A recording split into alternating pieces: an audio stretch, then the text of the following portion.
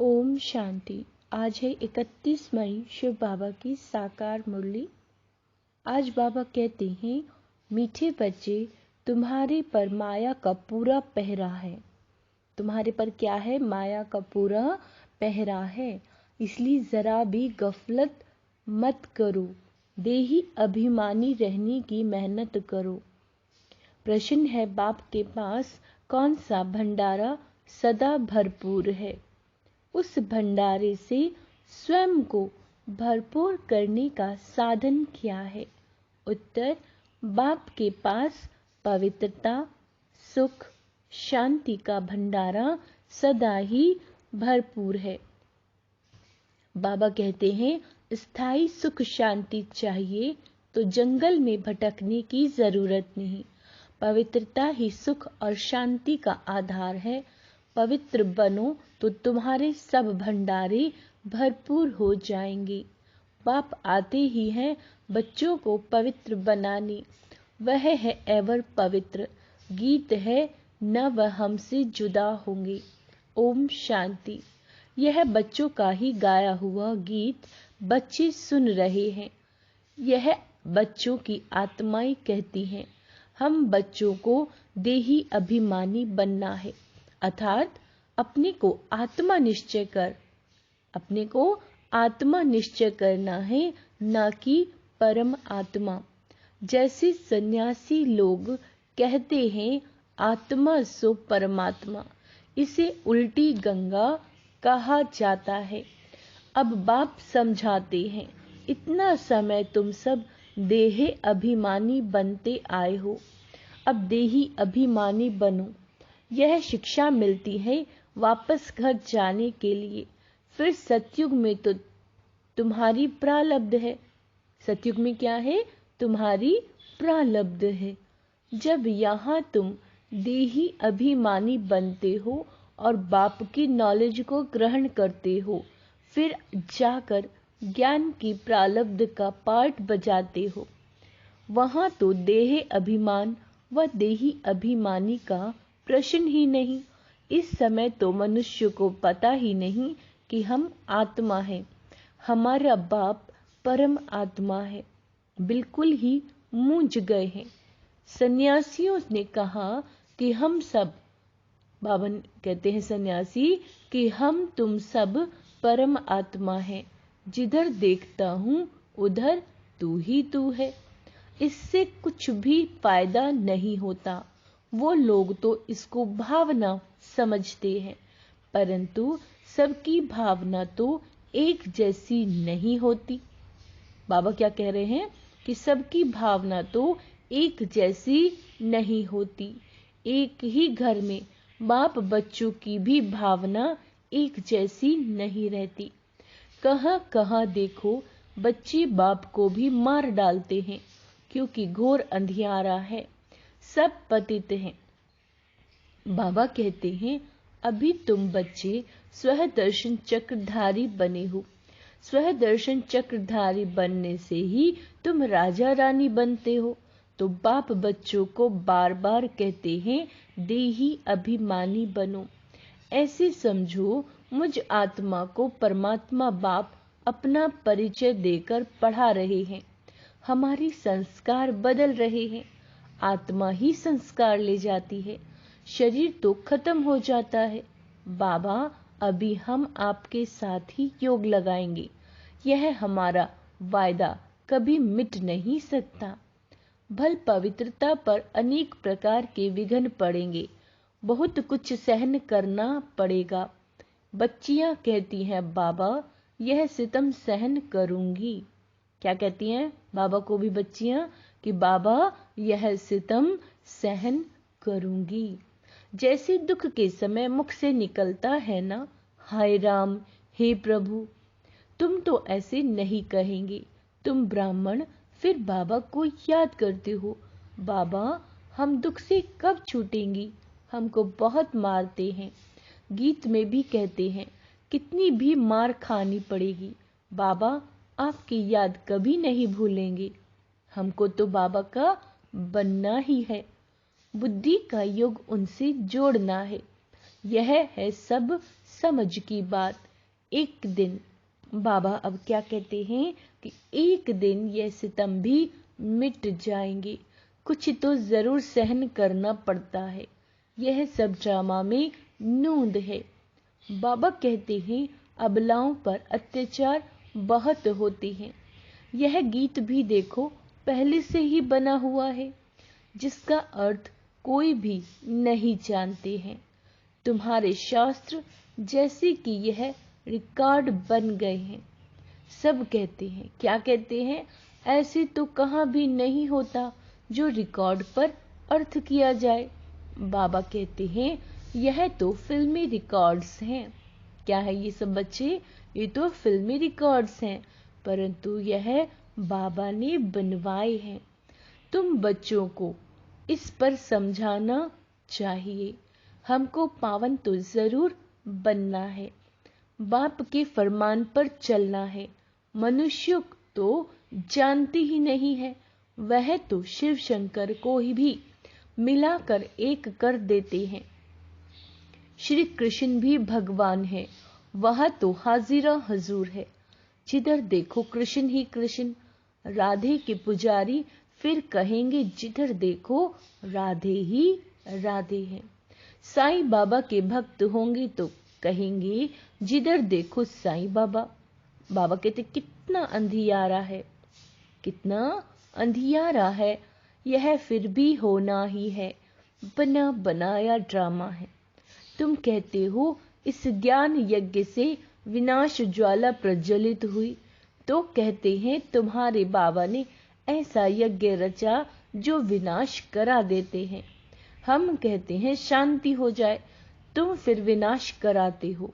रुद्र ज्ञान यज्ञ नाम तो है ना, यज्ञ रचा जाता है ब्राह्मणों से। तुम ब्रह्मा कुमार कुमारियां ब्राह्मण ठहरे, वह हद के यज्ञ रचते हैं सेठ लोग। उसमें रुद्र यज्ञ नामी ग्रामी है, वह उसमें ज्ञान का अक्षर नहीं लगाते, वह तो है रुद्र ज्ञान यज्ञ, उसको ज्ञान यज्ञ नहीं कहेंगे। बाबा ने समझाया ज्ञान से ही तुम्हारी सद्गति होती है। वहां सतयुग में इस ज्ञान की दरकार नहीं, वहां तो है ही सद्गति स्वर्ग। यह तो समझने की बात है। बाप बैठ ब्राह्मणों को ज्ञान देते हैं, दिखाते हैं रथ पर रथी बैठे थे। क्या बैठे थे? रथ पर रथी बैठे थे। यह शरीर रथ है ना, हर एक रथ में रथी आत्मा है, इसमें भी इसकी आत्मा है। परंतु बाबा कहते मैं रथ का लोन लेता हूं। जैसे मकान किराए पे ले लेते हैं, ऐसे तो धनी भी रहता है, लेने वाले भी रहते हैं। बाबा कहते यहाँ यह रथी बन बाबा आते हैं, कहती हैं मैं फिर से तुमको राजयोग सिखलाता हूं, ऐसे और कोई कह न सके। यह सब पॉइंट्स समझाई जाती हैं धारणा के लिए। हमारा बाबा हमको स्वर्ग का मालिक बनाते हैं। क्या बनाते हैं बाबा? हमें स्वर्ग का मालिक बनाते हैं। कल्प कल्प संगम युगी एक अक्षर की भी भूल करने से कितने अवतार, कितने नाम लिख दिए। अभी बरोबर कल्प वृक्ष के नीचे तुम बैठे हो, राजयोग सीख रहे हो। भविष्य में बाबा कहते हैं भविष्य में राजा रानी पद पाने के लिए यहाँ तो करोड़पति पद्मपति है, इनका सब कुछ मिट्टी में मिल जाएगा। नेचुरल क्लैमिटीज आदि सब अचानक ही आएंगी, पिछाड़ी में विनाश तो होना ही है। ढेर के ढेर बम्स सबके पास हैं, वह ऐसे ही समुद्र में थोड़े ही फेंक देंगे। क्या कह रहे हैं बाबा? ढेर के ढेर बम्स हैं सभी के पास, वो ऐसे ही समुद्र में थोड़े ही फेंक देंगे। यह तो उन्हों की मिल्कियत लाखों करोड़ों की है, यह ना बने तो विनाश कैसे हो? एकदम जलकर जैसे खाक हो जाएंगे। ऐसे नहीं जख्मी होकर दुख भोगते रहेंगे। चीज ही ऐसी बनती है जो फट से खल्लास हो जाएंगी। तो एक धर्म की स्थापना और अनेक धर्मों का विनाश, यह तो क्लियर है। ब्रह्मा द्वारा स्वर्ग की स्थापना कर रहे हैं, स्वर्ग में रहने वालों को लायक बना रहे हैं। पवित्र बनने वालों के आगे सब नमन करते हैं। अब बाप भी कहते हैं पवित्र बनो। अभी तुम्हारी आत्मा के पंख टूटे हुए हैं, तुम उड़ोगे कैसे? जितना ज्ञान योग बल की धारणा करेंगे तो पंख आ जाएंगे। क्या कहा है बाबा ने? ज्ञान योग बल की धारणा करेंगे। राजधानी लेना कोई मासी का घर नहीं है। मुख्य बात है अहम आत्मा, यह है मेरा शरीर। अहम आत्मा है ही शांत स्वरूप।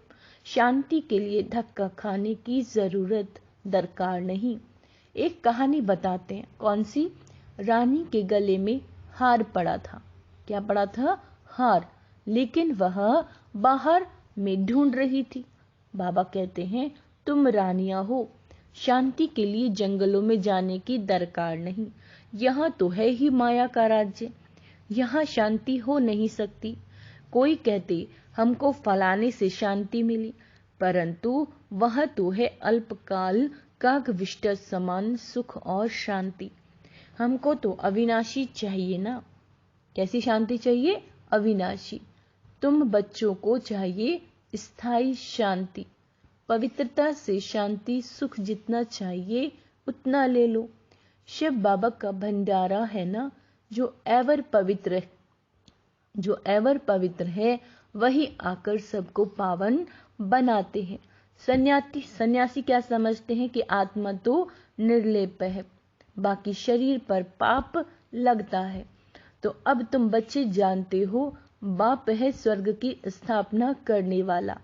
यथार्थ रीति समझाने से समझेंगे कि बरोबर इन्हों को पढ़ाने वाला तो परम पिता परमात्मा है, जिसको ही पतित पावन सदगति दाता कहा जाता है। सभी को दुर्गति से सदगति में ले जाते हैं। सदगति तो बाप ही करेंगे, उनको कहा ही जाता है सदगति दाता। दुर्गति दाता तो नहीं कहेंगे ना, पतित पावन कहेंगे। फिर पतित कौन बनाते, यह भी कोई नहीं जानते। बाप कहते हैं तुम वाम मार्ग में गिरते हो तो रावण की प्रवेशता हो जाती है। मंदिरों में बड़े बड़े काले चित्र राधा कृष्ण के रखे हैं, बड़े बड़े, नाम ही रखा है श्याम सुंदर। बाबा कहते हैं सतयुग में सुंदर था, फिर कलयुग में माया सर्प ने डसकर काला कर दिया। अब कहाँ भी बात, बाबा कहते हैं अब कहाँ की बात कहाँ ले गए। मनुष्यों को कुछ भी पता नहीं है। बाप रचयिता है और रचना का किसी को पता ही नहीं। बाप बच्चों को समझाते हैं। क्या समझाते हैं? बच्चे खबरदार रहना, माया बड़ी कड़ी है। इस समय तो तमो प्रधान है, किसी को भी पिछाड़ने में देरी नहीं करती, एकदम नाक से पकड़ गिरा देती है। यह है युद्ध स्थल। इसीलिए बाबा बार बार समझाते हैं तुम अपना कल्याण चाहो तो देही अभिमानी बनो। अपने को आत्मा समझ बाप को याद करो तो अंत मते सो गति हो जाएगी। सब संस्कार सामने खड़े हो जाते हैं। अनेक जन्मों के पाप विनाश करने का टाइम लगता है, तुम्हारा अंत का पुरुषार्थ चलता है। आज क्या कहा बाबा ने? तुम्हारा अंत का पुरुषार्थ चलता है। पहली बात है देही अभिमानी बनना। अपनों को आत्मिक स्वरूप में स्थित करना है कि मैं शरीर नहीं हूं, मैं आत्मा हूं। मैं आत्मा इन हाथों से कर्म कर रहा हूं, मैं आत्मा इस मुख के द्वारा खा रही हूं। तो इस तरह से बाबा का कहना है कि पहली बात है देही अभिमानी बनना है। परमात्मा बाप हम आत्माओं को पढ़ाकर आप समान बना रहे हैं। बैरिस्टर जरूर आप समान बैरिस्टर बनाएगा। फिर है पुरुषार्थ पर मदार। कोई बैरिस्टर एक ही केस में 1 लाख रुपए कमाते हैं। कोई जो वकील होते हैं वो एक केस के कितने कमाते हैं? 1 लाख रुपए कमाते हैं। अब तुम बच्चों को बाप कहते हैं कि पुरुषार्थ कर ऊंचा पद पाओ। यहाँ के पद्मापति तो सब खाक में मिल जाएगा। मैं हूँ गरीब निवाज। अब देखो जो लड़ाई करते हैं उनका काम ही मरना और मारना है। वह संस्कार ले जाते हैं, जन्म भल गृहस्थी में ही लेंगे, परंतु फिर लड़ाई में चले जाते हैं। गृहस्थी में जन्म लिया लेकिन कहाँ चले गए? लड़ाई में फिर से दोबारा। बाबा तो बहुत सहज समझाते हैं। क्या समझाते हैं? जन्म जन्म के पाप हैं, इसलिए योग बहुत अच्छा चाहिए, तभी विकर्म विनाश होंगे। सिर से बोझा कैसे उतरे, इसके लिए जितना हो सके उतना बाबा को याद करना है। बाबा आप कितने मीठे हो, बाबा आप कितने मीठे हो। बाप कहते हैं लाडले बच्चे गफलत नहीं करना, माया पूरा पहरा दे रही है, पूरा पहरा दे रही है कि कहां आप गफलत करो और वो प्रवेश हो जाए। इसीलिए देही अभिमानी बनना है। यह है बुद्धि योग की रेस, इसमें ही सब कुछ है। बाबा बार बार कहते हैं अपना कल्याण चाहते हो तो देही अभिमानी बने, अपने को आत्मा समझ बाबा को याद करो तो अंतमते सो गति हो जाएगी। क्या कहा बाबा ने? तो अंतमते सो गति हो जाएगी।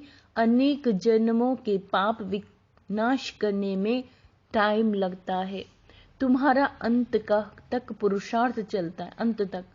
पहली पहली बात है देही अभिमानी बनना। परमात्मा बाप हम आत्माओं को पढ़ाकर आप समान बना रहे हैं। बैरिस्टर जरूर आप समान बैरिस्टर बनाएगा। फिर है पुरुषार्थ पर मदार। इसीलिए बाबा कहते हैं देही अभिमानी भव। बुद्धि योग की रेस है, इसमें ही सब कुछ है। बाबा बार बार, आज बाबा बार बार कह रहे हैं बच्चे अपने आप को क्या समझना है, देही अभिमानी। सब कुछ है बुद्धि योग की रेस में। बाबा कहते हैं इसमें सब कुछ है। बाबा बार बार कहते हैं अपना कल्याण चाहते हो तो योग बहुत अच्छा चाहिए, फिर बहुत हर्षित रहेंगे। हम ईश्वर की संतान हैं, हमको भविष्य के लिए बाप से वर्षा मिलता है। कलयुग में तो नहीं राज्य करेंगे, राज्य तो सतयुग में करना है। देही अभिमानी बहुत बड़ी मंजिल है, इसी पे बहुत फोकस करेंगे। ऐसे थोड़ी ना विश्व का मालिक बन जाएंगे। सितम भी बहुत सहन करने पड़ेंगे। कितनी बांधेलियां मार खाती हैं, आखिर विजय तुम बच्चों की ही है। तुम सिर्फ बाबा को याद करो, यह है योग बल जो बाप तुम्हें एक ही बार सिखलाते हैं, जिससे तुम सारे विश्व का मालिक बनते हो और कोई बन ना सके। सारे ड्रामा में सर्वश्रेष्ठ पाठ लक्ष्मी नारायण का ही है। एक कहानी है, दो बिल्ले आपस में लड़े, मक्खन बीच में बंदर खा गया। श्री कृष्ण के मुख में मक्खन दिखाते हैं। अब बाबा कहते हैं ना मक्खन की कोई बात नहीं है, यह है स्वर्ग, इसमें सारी सृष्टि का मक्खन आ जाता है। बाप स्वर्ग का मालिक बनाते हैं। ऐसे बाप से तो कहाँ भी भागकर मिलना चाहिए ना। अच्छा, मीठे मीठे सिक्की लदे बच्चों प्रति माता पिता बाप दादा का याद प्यार और गुड मॉर्निंग। रूहानी बाप की रूहानी बच्चों को नमस्ते। हम रूहानी बच्चों की रूहानी बाप दादा को याद प्यार, गुड मॉर्निंग, नमस्ते मीठे बाबा, शुक्रिया बाबा, शुक्रिया। धारणा के लिए मुख्य सार, मैं इस रथ पर विराजमान रथी आत्मा हूँ। क्या कहा बाबा ने? मैं इस रथ पर विराजमान रथी आत्मा हूँ। यह अभ्यास करते पूरा पूरा देही अभिमानी बनना है। बुद्धि योग की रेस करनी है, पूरा नष्टो मोहा बनना है। इस अंतिम जन्म में सितम सहन करते भी पावन जरूर बनना है। वरदान, नथिंग न्यू की स्मृति से, नथिंग न्यू की स्मृति से सब प्रश्नों को समाप्त कर बिंदी लगाने वाले अचल अडोल भव। बाबा कहते हैं कोई भी बात होती है तो आप बच्चों को ये ज्ञान है, क्या ज्ञान है कि नथिंग न्यू। हर सीन अनेक बार रिपीट की है। नथिंग न्यू की स्मृति से कभी भी हलचल में नहीं आ सकते, सदा ही अचल अडोल रहेंगे। कोई नई बात नहीं है। बाबा कहते हैं कोई नई बात नहीं है। आश्चर्य से निकलता है, अरे ये क्या हो गया, ऐसा होता है क्या? लेकिन बाबा कहते हैं नथिंग न्यू, तो क्या क्यों के क्वेश्चन नहीं, फुल स्टॉप हो जाता है। कल्प पहले भी हुआ था, अब भी हो रहा है, फिर भी होना है। जो चीज होनी है, फिक्स है, उसमें हम कुछ कर ही नहीं सकते हैं, तो फिर एक बिंदु लग जाता है, फुल स्टॉप आ जाता है। ऐसे हर दृश्य को देखते हुए बिंदी लगाते चलो तो बाबा कहते हैं हाय हाय में भी वाह वाह के गीत गाते रहेंगे। स्लोगन है, सुखदाता बाप के सुख स्वरूप बच्चे बनकर रहो। सुखदाता बाप के सुख स्वरूप बच्चे बन के रहो तो दुख की लहर आ ही नहीं सकती। अच्छा, ओम शांति।